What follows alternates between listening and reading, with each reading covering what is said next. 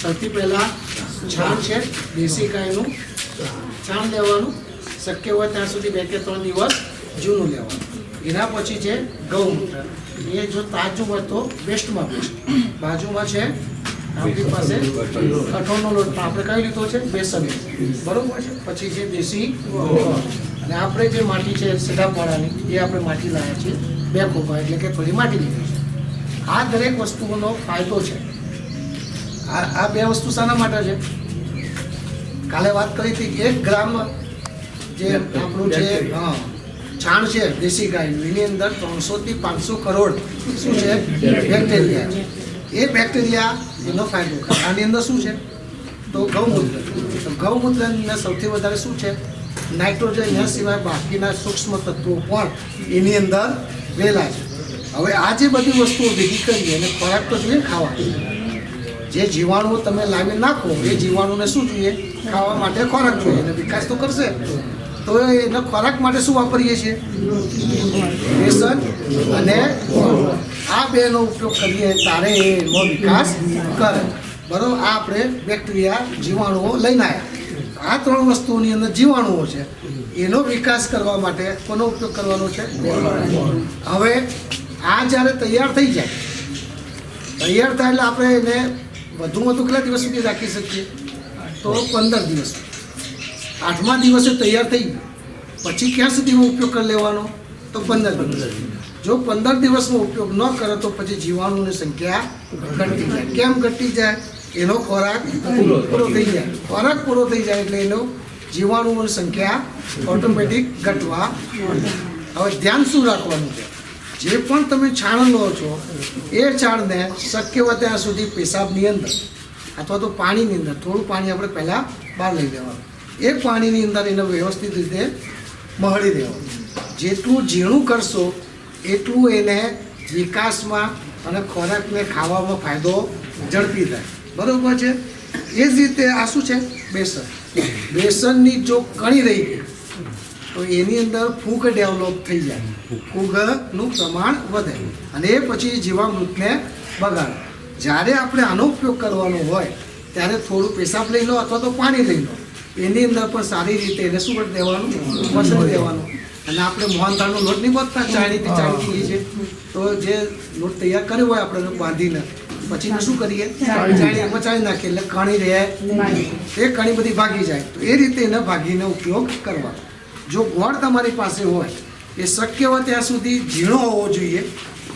જો આપણી પાસે ગાંગડો હોય તો એને શું કરી દેવાનું? અને માટીમાં પણ ઢેફા હોવા જોઈએ.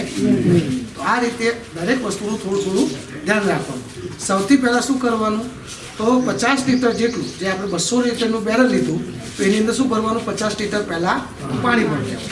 પછી જે આપણી પાસે છાણ છે એ છાણને આપણે રબડી બનાવી અને પછી એને નાખી દેવાનું. રબડી બની ગયા, નાખી દીધા પછી કોનો ઉપયોગ કરવાનો છે?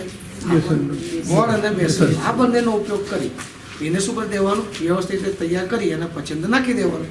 બાકીનો જે પેશાબ વધ્યો આપણી પાસે, જે 20 લીટર લીધું, 20 લીટરમાંથી જે બનાવવામાં ઉપયોગ થઈ ગયો અંદર નંખાઈ ગયું, બાકીનું આપણી પાસે વધ્યું હોય એ પણ અંદર નાખી દેવાનું. 200 લીટરનું જે આપણે બેરલ બનાવ્યું એમાં કેટલું પાણી આવવું જોઈએ? 180 લીટર. બાકીની જે 5 જગ્યા એમાં શું કરી દેવાનું? પાણી આપણે ભરી દેવાનું. હવે કઈ રીતે બનાવવાનું છે એ આપણે સમજાવીએ. આવી જાય બધા.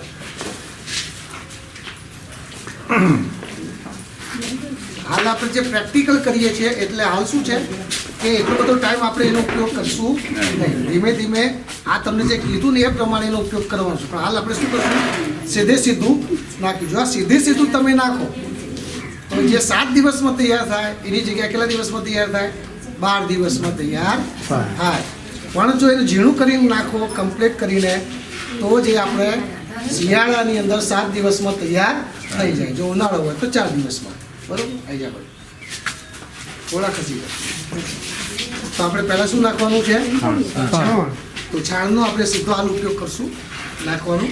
બરાબર? આપણે કેટલા લીટરનું બેરલ લીધું છે?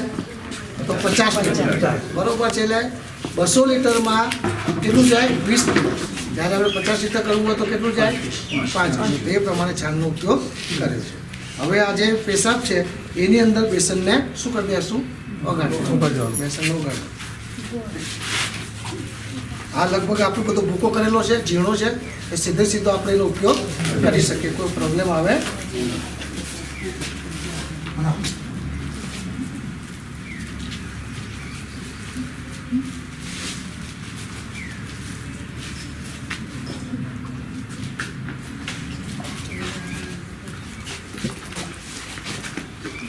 જો આવો હલાવો એટલે શું આવે, ઉપર કણી બાજી જાય.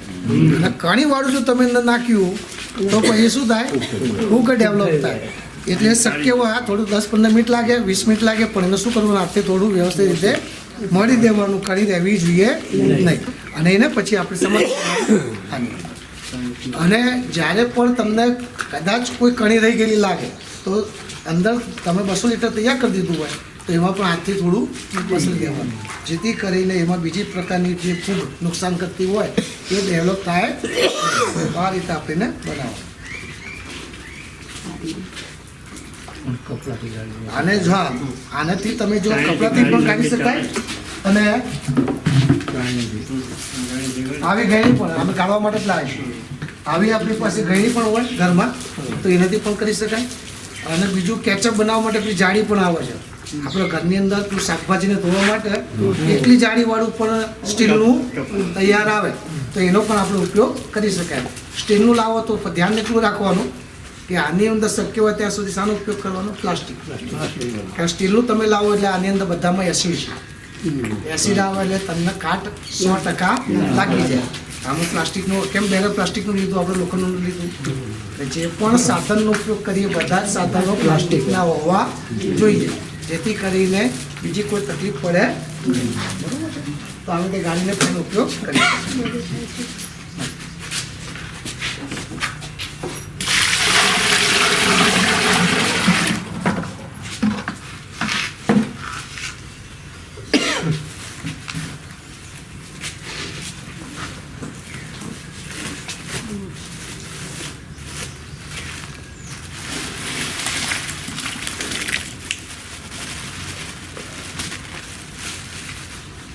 આ વસ્તુ બધી મિક્સ થઈ ગયા પછી છેલ્લે શું નાખવાનું, આપણે માટી.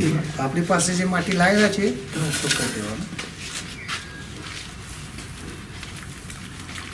માટી 2 ખોબા હોય 3 ખોબા હોય તો કોઈ ચિંતા નહીં, પણ કિલો જેવી ના જોઈએ. માપની 100 થી 250 થી 300 ગ્રામ આપણી પાસે માટી હોય તો એનું કહી શકાય. જો કઈ દિશામાં લાવવાનું છે, કાંટાની દિશામાં. હવે આ જે તૈયાર થયું બાકીનું શું કરી દઈશું આપણે, 50 લીટરનો આંકડો ઉપર આપેલો છે ત્યાં સુધી એનું પાણી આપણે ભરી દઈશું. અને આપણે સવાર સાંજ ઘડિયાળની કાંટાની દિશામાં હલાવવાનું છે. અને આ જે તૈયાર થાય, જો આટલું માપનું ભરેલું છે ને, આ રીતે હલાવી દો એક વખત. પણ હલાવવાનું કઈ રીતે, ઘડિયાળની કાંટાની દિશામાં. કોઈ પણ વસ્તુને મિક્સ કરો છો તો એમાં પણ કીધું હલાવવાનું, ઘડિયાળના કાંટાની દિશામાં. આ રીતે તૈયાર થઈ ગયા પછી બાકીનું પાણી નાખી અને છેવટે એક વખત 5 મિનિટ માટે હલાવી દો. બરાબર.